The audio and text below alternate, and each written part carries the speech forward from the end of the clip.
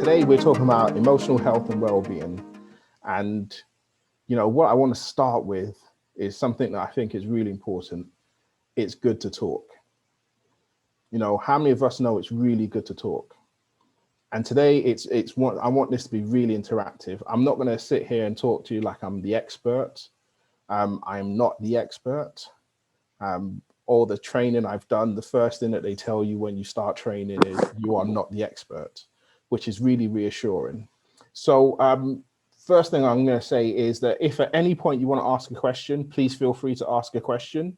I'm not going to guarantee you that I know the answer, which is always a good place to start. I will give you the expertise and the knowledge that I have, but I am not the all-knowing one, which is a nice place to be. So firstly, why does our emotional well-being matter? And I'm just going to open that out. Anyone who wants to say anything, why does it matter? It's important because it's just good to rest. Like, it's also important because it's just a good reset, like, for your body as well. Like, you can't just keep on working. So yeah, that's why I think it's important. Cool. Thank you. Zainab? I think our mental health really depends on where how do I explain this? I think our mental health depends on where we are with our loved ones and how we react to certain things and how we act certain ways and how we go about our day. It's very important to make sure that it's up to scratch so we can function properly. Is it to like stop and reflect on yourself and how you're doing like in the process, because there's some people that can be working but like mentally like they're in a different place, so it's just like I like that. Has anyone else got anything they want to add?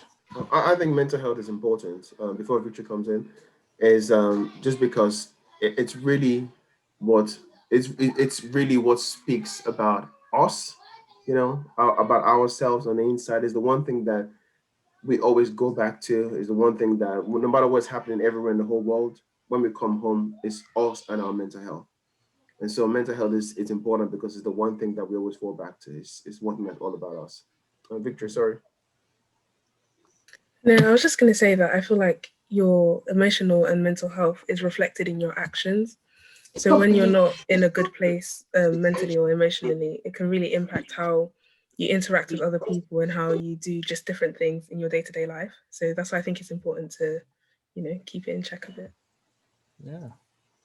Thank you. I've got another one. It's because you also matter as well. Like, no one is disregarded as well. So you matter. Your feelings are valid as well. Yeah, I really like that. And I think that's a great place to start. Your feelings do matter massively. I mean, we've got doctors in here and doctors will tell you that your emotional well-being and your emotional health plays a massive part in your physical health as well. You have diseases and sicknesses that are completely in the mind and will manifest themselves physically. So why does our emotional well-being matter? It affects our sleep. How many of you sleep all through the night? Or how many people do the whole waking up at random times? Yeah, I'm trying to see some people. We can actually tell at some stages what mental health things you may be suffering with by the times that you wake up. Certain things in the mind will trigger you to wake up at certain times. If someone comes into a session and tell me, I wake up every day at 3 a.m, I'm like, okay, I can tell what's going on with you almost, because certain things follow a pattern. Well-being affects how we play. So give you an example. How many of you, when you're there, your friends, you're chilling, you're having fun, but you're tired, you're irritable, and your friend says something, the same thing they said yesterday, but they say it today and you just go off. Am I the only one who's done that? Or have other people done it? Come on, nod of heads. Oh, yeah. Let's see. Yeah, definitely. Yeah. And sometimes we don't understand why. The way that we're feeling also affects our ability to manage stress. I know most of you in here don't drive yet. For those of us that do drive, when you're in a good mood, when you're in a healthy place and somebody cuts you up, you're like, these things happen. When you're in an unhealthy place and they cut you up, you're like, Jesus, kill him, Jesus, kill him, Jesus. Because you're like, you're all over the place. It affects our ability to respond to others. How we relate is affected to our mental health. If I'm in a really unhealthy place, I won't be able to relate to you properly, because you may be saying something and there's 10 billion things going on in my head. It also affects how we relate to processes and fear and things like that. So how many of us, and I'm going to do this, how many of us have an understanding of what emotions are and what feelings are? Do we feel like we do? Okay, so we're going to do something right now. I need somebody, actually, I'll do it, because I'll type it onto a computer because my handwriting is rubbish. I tried the whole whiteboard thing, it doesn't work. I'm going to ask all of you as quickly as you can to call out to me different emotions and different feelings, right? And I'm going to try and jot them down onto a document, which I'm going to share with all of us. So take it one by one, or however you want to do it, but just feelings, emotions, whatever they may be, just shout them out to me. Anger. Sad. Happiness. Joy. Right, one Stress. second. I'm getting stressed trying to write it now. Overwhelmed. Confused. Yeah, that's one. Overwhelmed. Yeah. Scared.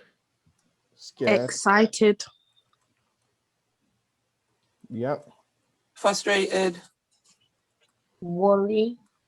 Ecstatic. Nice one, brother. Indifference. Okay. Yeah.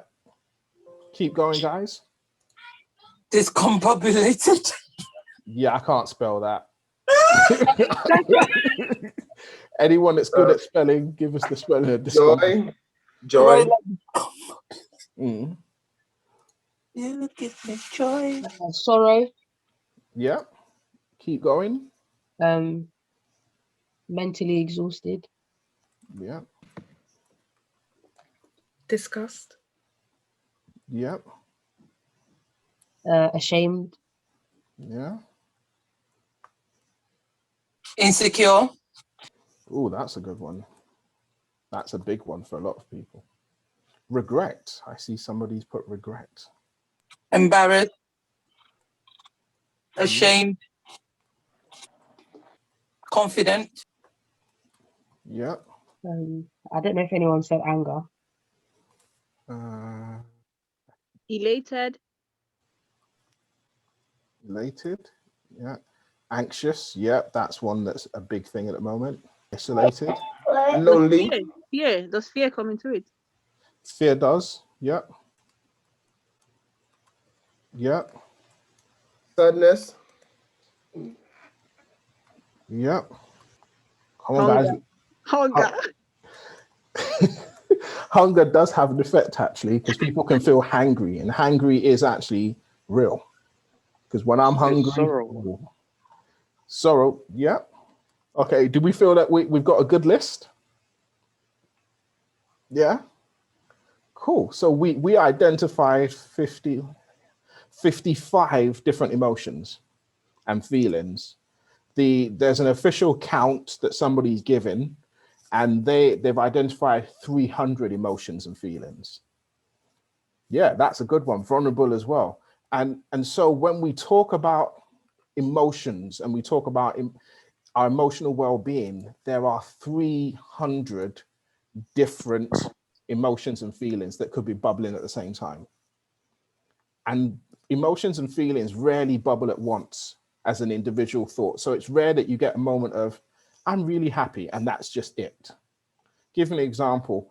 I got my son was applying for a school. He got into the school. I was elated. At the same time, I was then thinking, oh God, now I need to figure out the transport. I need to figure this out. I need to figure that out.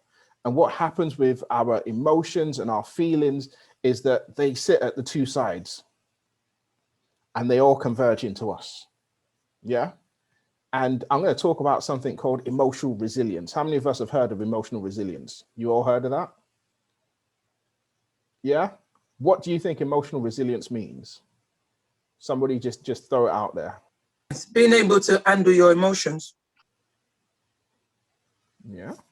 I think emotional resilience is again just with what Lakwas just said, being able to handle your emotions, but at the same time, they're not being overcome, overwhelmed by them. That's the bounce back ability aspect of ourselves. Yeah. I think it's the ability to adapt to any kind of emotions that come through. Oh, I like that. Yeah. I think to be able to bounce back from whatever emotion you're feeling or whatever emotions you're going through. I'm thinking of the word coping.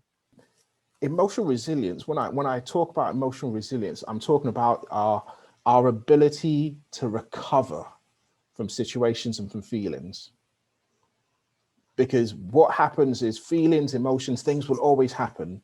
Resilience is your ability, and as people correctly said, to bounce back, to recover, to take a hit and keep going. I'll give an example. This week I was doing some physical stuff and I was trying to demolish a cupboard that somebody had built. And this cupboard was over-engineered.